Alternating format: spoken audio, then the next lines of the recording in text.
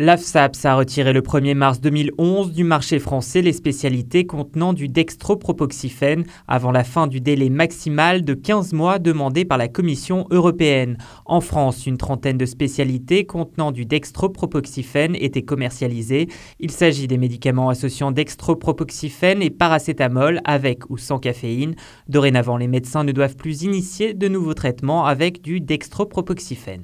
La première recommandation dans le cadre de ces douleurs nociceptives, c'est de s'assurer de l'intensité de la douleur, de bien l'analyser, de la nature de cette douleur nociceptive donc, et puis de son caractère aigu ou chronique.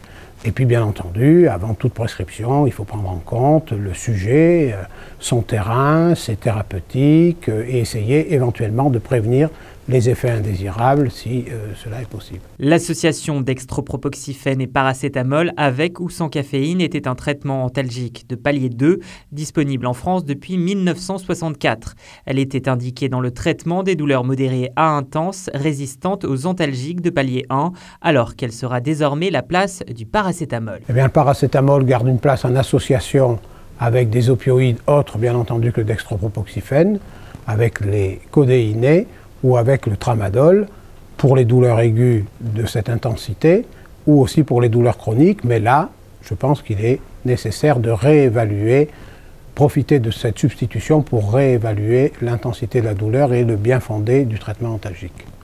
Parmi les alternatives désignées par les experts et l'AFSAPS au palier 1 figure le paracétamol, qui peut dans bon nombre de cas suffire à condition d'être prescrit de façon adéquate. Aujourd'hui, le paracétamol est le médicament le plus utilisé en France avec près de 400 millions de boîtes vendues en 2010.